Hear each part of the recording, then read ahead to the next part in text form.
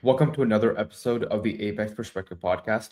Today, I get the pleasure to sit down with Ashish Gupta, who's currently the SVP of Growth at Cogniify. Now, Ashish, you had started in your earlier part of your career in a lot of consulting. Subsequently, you got into a lot of other executive roles, and currently you're the SVP of Growth at Cogniify. Tell me a little bit more about your background and how it narrowed down to this particular trajectory. Sure, Aryan. So, I am born and brought up in Mumbai, India. I've done my graduation in engineering, and then I've done my master's. I've done my MBA. Mhm, Between my graduation and masters, okay, mhm, I was part of Capgemini in 2007, right? And mhm. I was part of the BI practice, the business intelligence practice. Okay, what you call analytics now was called as business intelligence then, right? So you would have tons of dashboarding, database creations, and a lot of stuff which we call mundane today. That was the kind of bread and butter in those days, right? Mhm. So worked there grounds up. We did some fantastic work at Capgemini. Then post that moved on for my MBA. After my MBA, I was in a crossroads whether I should take up a full-fledged sales job or I should continue this journey, right? And then the analytics sector was kind of budding that time, right? It was just being starting to be called analytics, right? And I happened to find a company called as Fractal Analytics in Okay. 2011. Went there, got interviewed, started working there. So did some pretty good work for 2 3 years. Okay. Then during those days, there was one of my mentors, Prashant Warrior, who is now founder of Q.ai. He reached out and then he had started his own firm, Imagna. So I joined him as head of delivery, and then we worked together for a couple of years, set up the company. Eventually, sold it off back to Fractal. Moved on to consulting again, okay, for a couple of Mhm. years. Then I was with Infosys. Infosys, I have had the privilege of playing multiple roles: sales, pre-sales, delivery. I've done the lot, right? So I've set up analytics COEs. I was in Philippines for a couple of years, especially during the time of COVID. I used Mhm. to head their global contact center practice transformation, right? So then post that again a quick stint with Fractal for 3 years, and then here, right? So it's been a journey. It's been quite a journey, I would say. Um, I have dabbled both in technical and business roles. I'm equally adept, right? Correct. I'm a certified data scientist. At the same time, a large part of my role is actually client facing, right? So even the current role that we have at Cogniify, my role is to grow the company. So for this year, I think we're looking at least we're targeting 10x growth, right? So fingers crossed it happens. But yeah, so that is where we are looking at. Excellent. And something that's very interesting about the way you're approaching work at Cogniify is leading certain AI programs at the enterprise level, but doing it in a manner that is actually, I believe, has embedded governance into it and has other Yes, components to it that's a bit more different than what I've seen before. So tell me a little bit more about that and the thesis behind that. absolutely. So Cogniify is an year-old company. It is started by ex-Meta, ex Google, ex-C3 folks. Right? One of the challenges that we have seen in the industry is the whole LLM AI kind of got democratized in 2022 when ChatGPT got rolled out, right? And suddenly you have all the power of AI at your fingertips, right? Mhm. What happened post that is a lot of pilots got created. Okay, people created a lot of pilots, a lot of ideas got generated, how to do, what to do. They created a few demos, but none of that moved into production, right? And if you see a McKinsey study, McKinsey also says that almost 90% of the organizations are facing challenges in operationalizing AI, and most of the pilots fail, Right, right? right. And that is where we see that as a gap, as a market gap, as a market understanding of, uh, and that is I would say is the reason for our existence as well. We are here to implement and execute AI at an enterprise level, right? and what Mhm. you spoke about responsible AI and governance, we have taken the initiative to be certified. We are GDPR certified, HIPAA certified. All the necessary certifications are in place before we have started to work. Right. So that means we have given the clients confidence that we know our stuff. We are certified to work. At the same time, any AI implementation that happens, right, and Mhm. that is something is for everybody to understand. Most of them fail because people do not have an understanding of what data is going to be needed, right, and Mhm. how the eventual end goal, what is the end goal that they're looking for, right, and Mhm. that is where we come into play. Right? So we have a structured 4S framework, which is smarter, sharper, scalable, and yes, AI at scale insights, right? So you have the forest framework that essentially helps us create a standardized module, right? We have standardized module of how to approach these problems, and then when we approach these clients, we share the forest framework, and then we get down at that very data level, right? Mhm. From the data to insights, we are there with them, and then we are not Mhm. amongst those who will hand off or who will let go of the clients once the model has moved into production. We are there at the Mhm. post production. We are there at a maintenance. We are also there to optimize things for you. So, for example, for largest one of the larger tech companies. Okay, we ended up saving almost $250,000 just the last quarter, just by Mhm. looking at how their models have been performing, right? And Mhm. if there is a need of optimizing their models, if there's a need for optimizing their cloud usage. Okay, so we are not only looking at model monitoring, we are also looking at cloud storage, and that is how the forest framework works. So we are looking from data to insights and optimizing the entire workflow. Right? Mhm. So that is one Excellent. good example. That is one good example that we have. Then there is another example where we are working with a QSR chain, right? So where we are helping them optimize uh, your DoorDash deliveries, right? Uber Eats and DoorDash deliveries, right? How can we optimize that? Okay, what kind of orders should be taken? How do you ensure that the timelines that are given to the Uber Eats and DoorDash drivers, they're able to meet those timelines? Okay, those kind of things are there, right? So Right. and what essentially we are looking at, Aryan, is we are trying to streamline and operationalize AI for organizations at scale. Right?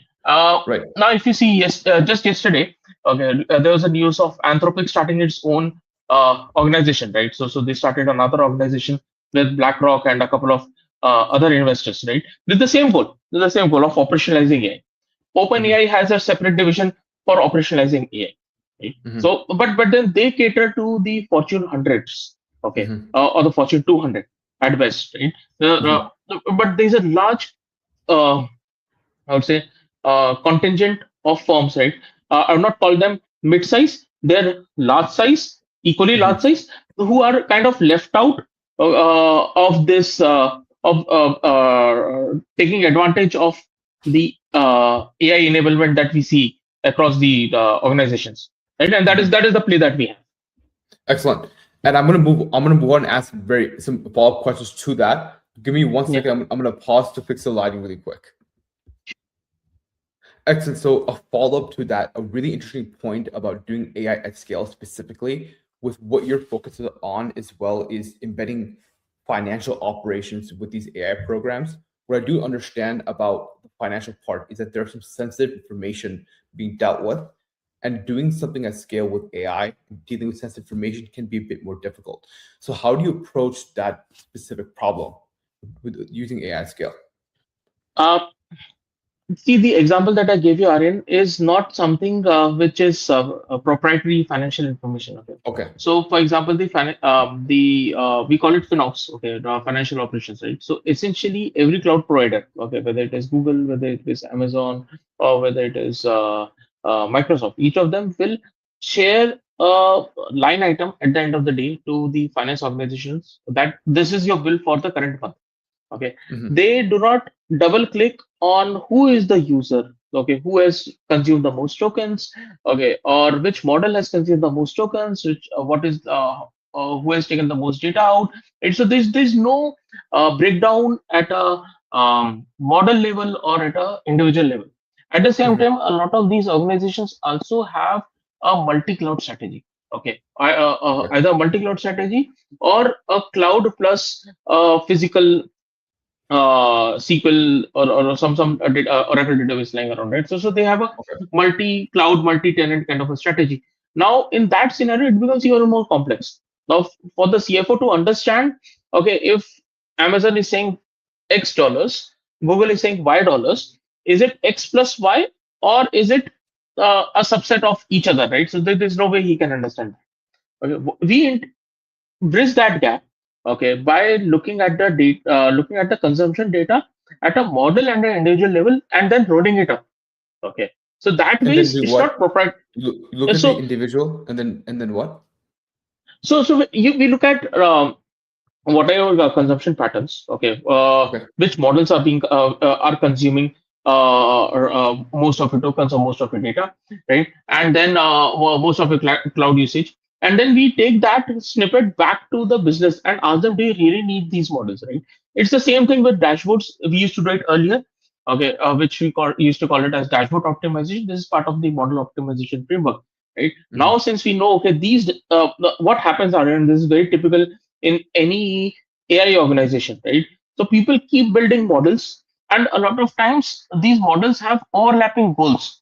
Okay, so Okay. the same outcome is being generated through multiple models, and people have simply lost track because either the person who built the model left the organization, okay, or a better model came in and they did not pull the plug on the older one, right? So Right. it's Right. a very common problem. Right? One of the ways to identify that problem is by looking at this cloud usage pattern, right? And when you're looking at this cloud usage pattern, you get it at a model level, you get it at an individual level, and then now you can Mhm. say, okay, these are the models that are consuming the most data. This is where you're consuming it more. Okay, then you can also create an optimization, right? And then it Mhm. doesn't stop here, all right? Right. So, for example, what we have also gone ahead and done is we are also integrating this with L1 and L2 service support teams. Okay. Okay. So, for example, your network teams, okay, now when they need to optimize the process or they need to free up storage, they do not need to go through logs individually and check, okay, what is happening. We have built a AI bot on top of this. They can Okay. simply ask questions on NLP and they'll get a very clear, streamlined answer as to what is happening, why it is happening, and how or what steps they need to streamline. Right. So earlier, a debugging exercise like this would take hours on end. Right. Now this Hmm. is something that is available to them on their fingertips. Right. So your L1 L2 support is also kind of taken care of in Okay. in that manner. So when it comes to the founding of this company, from what I'm understanding, the pure existence of this company is primarily to solve this particular kind of problem, making this scalable. Now, tell me more about if you're aware of it, the founding story. Was this primarily due to finding this gap and then subsequently wanting to solve this problem, or how was this company started? So the founders were actually working in all of these organizations, right? So one of the founders, he had done his thesis in machine learning in 2020, 2021, right? And then while working for C3, he realized there was a gap. Okay, then he spoke to his own friends and peers. Then they realized there's another similar gap that is happening at Meta. Okay, then they found Mhm. another gap that is happening at Google, right? And then they realized that this is a market offering which not many players, while players claim that they can do it, but Okay. not everybody has the ability to deliver. And these guys have been delivering those engagements for quite some time now. And then they said that Mhm. it is better we can pool our resources, we can start our own organization so that we are more focused on only solving this challenge of Okay. executing scaled AI engagements across organizations successfully. Okay. Mhm. Why do you think the bigger companies such as Google, Meta are not capable of delivering and solving these unique No, challenges? no, no, no, no. They're very well capable, Okay. right? And then they are actually delivering on scale. But then the Okay. end organizations, think about a Costco, think about a Okay. Walmart, okay, think about McDonald's, okay. Now these organizations also need AI, right, to have competitive to Of stay course. competitive in Of today's course. times, right? And now Google or any of these big techs, right? they while they have focus or their specific engagements for the large clients, the Fortune 50 or the Fortune 100, they may or may not have dedicated engagements for the McDonald's of the world or the Kroger's of the world or the Macy's of the Right. world, Of course. right? And I know there are tons of others, right? So you Mhm. can talk about then you can talk about Edison, you can talk about Audible, you can talk about Spotify. It's the same Mhm. story, right? Each of Mhm. none of these companies are small, right? They're equally large size. Okay, but do these tech companies have a dedicated program running for each of them? The answer is no, No. right? And No. that is a gap where we intend to come in and fill it. Understood. Now, when it comes to implementing AI in unique industries such as potentially healthcare or even finance, what do you think are the unique challenges posed there, specifically due to the fact that they have sensitive information? So it's a highly regulated environment, Arun. So Yeah. we haven't what do you say focused much around healthcare yet, and I want to be Okay. very honest on it. It's primarily while we are HIPAA certified. Okay, we because it's a highly regulated environment as of Right. now. Right. Exactly. We are not entering into healthcare as of yet, right? It's not Okay. a core focus area for us Right. right now.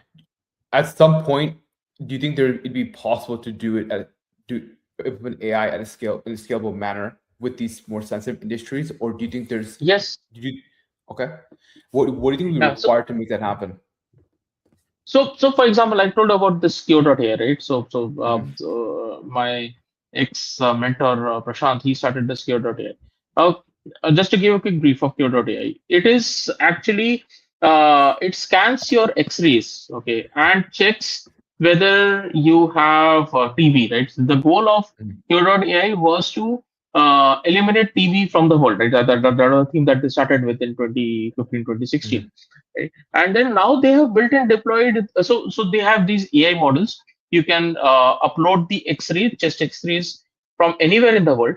The model will Hmm. simply run, and instead of a radiologist giving you a response or a doctor giving you a response, it can give you with certain accuracy or certain prediction. It can tell you whether you have TBS or not, so that the diagnosis is much more accurate that ways. Now how it helps is specifically in remote corners of the world, right? So villages, tier three cities, okay, Africa, South America, where some parts of India maybe I'm not too sure, but then there are certain parts of the world where the healthcare is not so strong, right? And which is Okay. where the AI can play a very big role in enabling healthcare for all, and that is where companies like Q come into play, right? So that is I'm just giving an example of An example of how it works. how AI can be enabled in healthcare, right? But AI Right. is anyways being a lot of the healthcare companies anyways have their own in-house teams, Hmm. primarily to beat around these regulatory challenges. They have their own in-house AI teams who build and deploy models. So right now, they're using AI for drug detection, Hmm. so for drug creation, okay, to marketing, to sales. The entire cycle has Right. certain components of AI in it. Okay, but I would not be in a position to tell you how much they have actually operationalized. But yes, I do know that a lot of it is in the planning and some sort of an execution stage right now. Right. So one of the most compelling parts of what Cogniify does is the governance when it comes to AI and that allowing it Yeah. to become scalable. So tell me more about why the governance is required and what problems can occur if that's not in place when you're trying to implement AI at scale. Yeah, I mean, if you see there are a lot of news that you see, right? One day, a particular model will eliminate the entire customer database. Okay, Hmm. we see that, right? And so we see that in the in our news feed. Okay, another day it has done some transaction without taking the human in the loop. These are all Right. Right. governance gaps. They are Right. pure play governance gaps, right? Right. So how we intend to plug in is that we have a very robust, responsible AI system, right? For example, the FinOps example which I was giving is a classic example of governance, okay, which is coming Hmm. on top of it. We can very Hmm. well walk away of by implementing an AI model and saying, okay, we have executed the AI, but Hmm. we are not stopping there. We are Hmm. saying, okay, we have built the AI model. Let us also look at cloud usage. Okay, so Hmm. that is governance being built on top of our the execution models. The system, yes. Okay. Yeah, yeah, right. And then at the same time, we execute responsible AI guardrails. Okay, the rules which are set as per whatever the client requirements are. Right. Hmm. We do not handle transaction data yet. Okay. Okay. So I think rules for that would be very different. But then a lot Okay. of the user data that is being handled. Okay, they fall under the strictest guidelines of GDPR. They follow the Hmm. strictest guidelines of the US autonomy, right, data autonomy rules that are there, and we follow state-wise protocols as well. It's a certain data, certain PI data can be spoken in one country, in one state cannot be spoken in another. So we are very conscious about that, and we follow the guidelines. Right? And till date, we haven't had a governance issue yet with any of our customers. Okay. Now, one of the issues with implementing AI and agentic systems at scale is the issue of cybersecurity risks and attacks. Mhm. So, what do you think about that, and how do you think that can be mitigated at scale? Uh, okay. So see, one of the so in Forest framework, one of the frameworks is also secured governance. Okay, a secured Hmm. governance also has a cyber security layer built on top of it, right? So Hmm. cyber security is one of our core offerings as we speak. Okay, within Cogniify. Okay, Hmm. but a lot of the teams that we work with, they already have their own cyber systems in place, right? What we Hmm. can do at best right now as part of our RAI, we can make certain recommendations in terms of how data has to be handled, how it has to be boxed in, how it has to be secured. That ways, but then that kind of takes care. A lot of it is done by from a cybersecurity perspective. At the same time, Okay. we also do stress testing, post testing. We also do everything around cybersecurity. If the client does ask us to do that, we can do VAPT testing, post testing, stress testing, whatever is needed from cybersecurity perspective. All of those services are enabled from our side as well. Interesting. Wow. So that's very, very important to understand too. There's a lot of mechanisms in place that are really required to hit in order to do AI at scale at these enterprise levels. Otherwise, lots of issues come at risk, including cybersecurity, including inaccurate workflows, etc. So I really appreciate the perspective and the work that's being done at Cogniify here. Sure, Ryan. So I think our goal for this year and professionally is to 10x the revenue. I Hmm. spoke about it earlier with you, Aryan, right? So our goal is to 10x the revenue. Let's see Perfect. how it goes. So we just completed our first year of existence just the last week, right? So Hmm. we have serious growth plans. Uh, so 10x revenue remains that. From a personal point, I think I would love to spend a little more time with my son. I Okay. want to see him grow. Right. So from a personal standpoint, I think that remains my key goal. Right. I also want to go on a vacation. My wife has been asking to go to Japan. Let's see if we can materialize it sometime in November or in February, one of the seasons. Right. I'll try to push it for February just to ensure we get to see the cherry blossoms. Excellent. Well, thank you for joining me, Ashish. This is a pleasure. This is Aryan Mohindra and Ashish Gupta. Thank you for listening.